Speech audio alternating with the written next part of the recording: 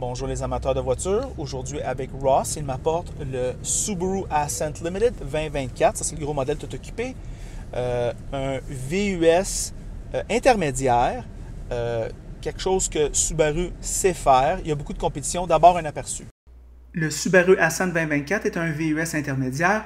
Tous sont équipés d'un 4 cylindres turbo produisant 260 chevaux et 277 livres de couple et viennent avec une transmission CVT. Nous obtenons le Limited avec des sièges capitaine pour la deuxième rangée. Charmant pour ses passagers. L'économie de carburant est de 12,3 litres en ville et 9,4 litres sur l'autoroute. Les principaux attraits de ce véhicule sont son prix. Peu de concurrents offrent des sièges en cuir et un son haut de gamme pour 55 000 plus taxes, ses commandes faciles pour le conducteur, le 4 roues motrices et sa grande visibilité. Les prix, destination comprise, commencent à un prix raisonnable de 45 000 et plafonnent à un peu moins de 58 000 À titre de perspective, un Ascent, tout équipé, a un prix légèrement supérieur que le prix de base d'un Honda Pilot qui est 55 000 Je pense que cette Limited est parfaite. Toutes les options dont vous avez besoin pour vous sentir dans un environnement luxueux sont présents. La seule fois où vous allez ressentir l'aubaine, c'est le bruit de vent qui est un petit peu plus élevé que la compétition et le tableau de bord moyen. Ascent Limited bénéficie d'un très grand système d'infodivertissement, de belles roues 20 pouces. L'intérieur est probablement le plus utilitaire et le moins luxueux de la catégorie. Alors nous voilà de retour. Ross, qu'est-ce que tu en penses de ce véhicule-là? Première génération du Subaru Ascent, évidemment. Le marché de notre voisin du sud des États-Unis raffole de ces véhicules à 3 rangées là. Et Subaru ne pouvait pas passer là, incognito là, dans ce créneau très lucratif. Fait que Subaru nous présente, dans cette première génération, un véhicule qui, à l'ADN de Subaru, se mérite un Top Safety Pick Plus selon les l'IHS. C'est le fun, ça. Un véhicule avec le EyeSight, avec la sécurité passive, active en cas d'impact. Subaru est très fort dans ce créneau-là. C'est leur marque de commerce. Oui, monsieur. La braquette de prix, 44 563 à 57 563 Le prix de notre modèle d'essai, 54 463 Les pour, un habitacle confortable et spacieux, surtout pour les premières, deuxième rangées. Troisième rangée, un peu plus serrée, c'est plus pour dépanner. C'est la norme. Mais les 2 premières rangées, on est très confortable. 4 sièges capitaine, ça va bien. Qualité de la finition intérieure, moi que je trouve qui est quand même rehaussée. Si on compare à un Subaru des 5-10 ans, on a fait nos devoirs chez Subaru et ça paraît. Bonne visibilité de l'intérieur, comme pratiquement tous les produits Subaru. Peut-être à l'exception du BRZ, à cause que c'est un petit véhicule sport. Mais les autres véhicules, les VUS, c'est vraiment une visibilité là, impeccable là, de tous les angles de ce côté-là. Douceur de roulement.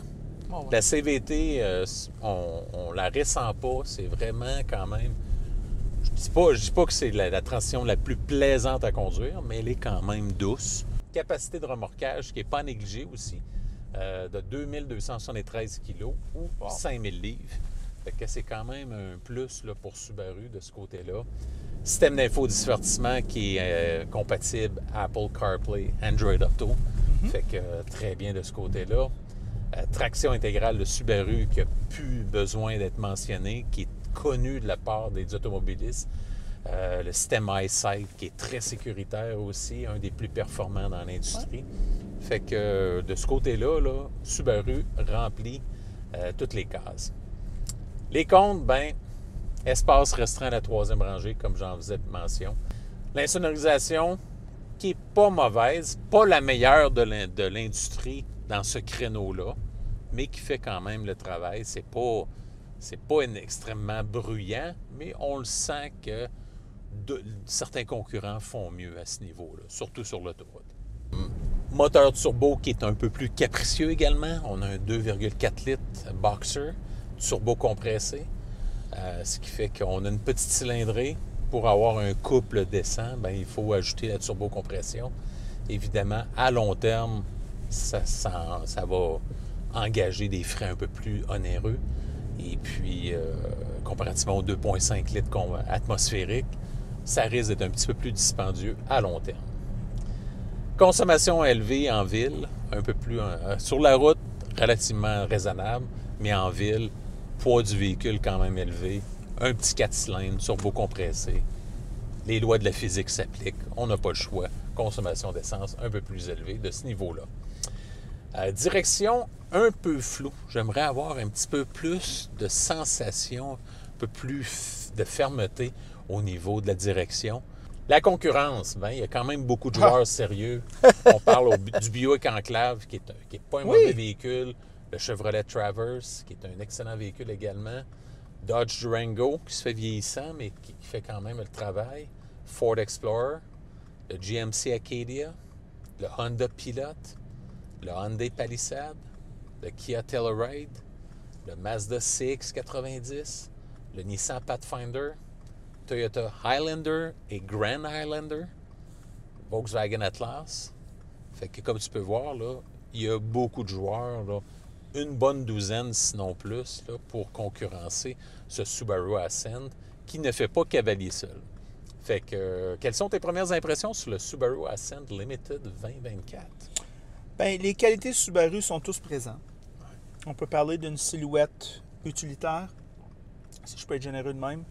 On peut parler de la visibilité, c'est vraiment impeccable à ce niveau-là. Même la fenêtre arrière, elle est quand même assez bien. La lunette arrière est visible. C'est souvent une faiblesse sur ces véhicules-là. Exact. Le système 4 roues motrices, il rassure parce qu'il élimine l'hiver de la conduite. Il élimine la pluie. Alors, c'est vraiment winner quand on est au-dessus de la zone de neige. Fait que je ne suis pas sûr que ce véhicule-là est pertinent en Californie. Cependant, au Québec, au Vermont, en Ontario, très, très, très pertinent. Et au Colorado, très, très apprécié. Beaucoup de Subaru dans ce coin. Oui. Alors, toutes ces choses-là font en sorte qu'elle a toutes les qualités de base. Il y a de l'espace. Moi, je trouve Ross, il y a en masse de puissance. Le moteur, barre oblique, transmission sont assez réactifs. On ressent un petit peu plus de bruit. Ouais. Comme là, on est à la vitesse d'autoroute, puis on ressent peut-être un petit peu plus de bruit que ses concurrents. Si on parle aux passagers arrière, ça va être plus problématique, comme on dit. Oui, tout à fait. Alors, that's what it is. Il y a un prix réduit de cette voiture-là, il faut dire aussi. Elle coûte moins cher que beaucoup de ses concurrents. Exact. Ici, à l'intérieur, moi, je pense que c'est Ross. C'est ici où est-ce que Subaru frappe fort. C'est facile à utiliser. Ils ont intégré la climatisation avec l'infodivertissement. Moi, Ross, je vais te dire, tantôt, je pesais sur les commandes pour augmenter ou baisser la vitesse de la ventilation. C'est un peu petit. Les boutons sont un peu petits. Mais à part ça, tout va bien. On a un bouton ici pour le volume, bouton ici pour monter, descendre la température. Changer les postes. Échanger le syntonisateur, je pense que c'est ça. Syntoniser les postes. Oui, exactement. Ross, on sent qu'il y a quand même une qualité. On dirait, moi, je te dirais souvent, les intermédiaires sont, les intérieurs sont entre le compact et l'intermédiaire berline. Mais ici, je ressens qu'elle est beaucoup plus proche de la Legacy. OK? Au niveau de la qualité. Ouais. Moi, je suis très bien là-dedans. Pas de problème. Moi, je te dirais que le tableau de bord se fait très vieux. Le volant se fait très vieux. C'est des interfaces clés. Et puis, ils ne sont pas au goût du jour. Alors, à ce moment-là, Subaru, le prix est réduit. Beaucoup d'espace en arrière, comme tu dis, Ross, les chaises capitaines partout, c'est vraiment winner. Ah oui, ça, c'est très confortable. Ah, c'est très confortable. Quand on baisse la troisième rangée, énormément d'espace. Moi, je te dis, fait toutes les tâches très bien à ce niveau-là. La visibilité est bonne. Ross, souvent pour les gens qui partent d'une berline et qui s'en vont vers un VUS, des fois, ça peut les gêner lors des manœuvres de stationnement de même. Là. Mais avoir des belles grosses fenêtres, ça l'aide. Okay? On se sent très surélevé, Ross. Il n'y a pas grand voiture qui nous dépasse.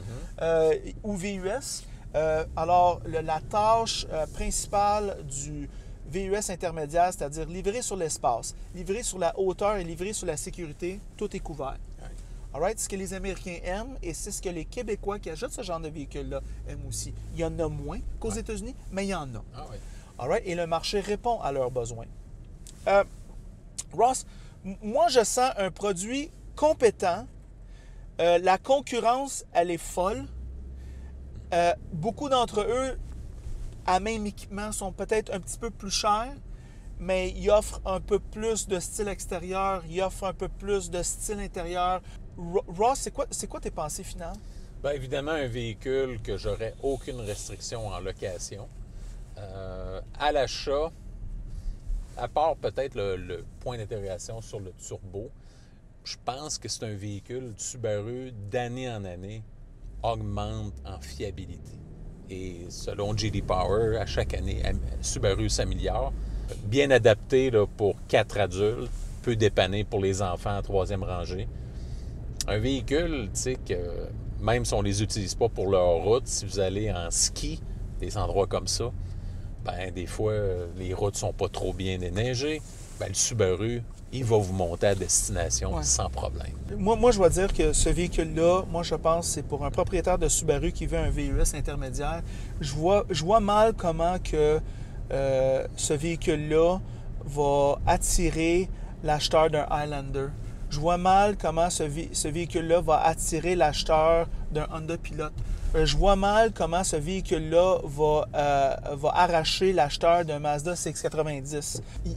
Moi, je te dirais que toutes les qualités Subaru sont ici. Cette facilité de conduite qui est... c'est dur à capturer sur caméra. Puis moi, je suis sûr que tu le vois dans ta semaine avec la voiture, comment que c'est facile de conduire une Subaru. L'apprentissage du véhicule, là, ça se fait là, pratiquement instantanément. Il y a une douceur d'interface que je pense que seulement Honda est capable de faire aussi bien. Mais cependant, est-ce que le véhicule est plus spécial que les autres à ce prix-là?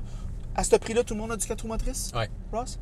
À ce prix-là, tout le monde a de l'espace ou presque? Oui. À ce prix-là, sont pas mal toutes bons durant l'hiver? Pas mal. Elle se démarque un peu moins, je te dis, versus la compétition. À part son 4 roues motrices, son système de 4 roues motrices, on va y donner. Ouais. C'est le meilleur au monde. Ouais. Alors, moi, je pense que Subaru pourrait rehausser le tableau de bord, certaines interfaces. Moi, je trouve qu'ils prennent peut-être un peu d'âge. Et puis, c'est ça mes pensées. Du somme toute très, très bon Subaru Ascent. En passant, si vous aimez la vidéo, aimez-le. Si vous n'aimez pas la vidéo, aimez-le pas. Et si vous l'aimez beaucoup, mais franchement, abonnez-vous à la chaîne et c'est tout.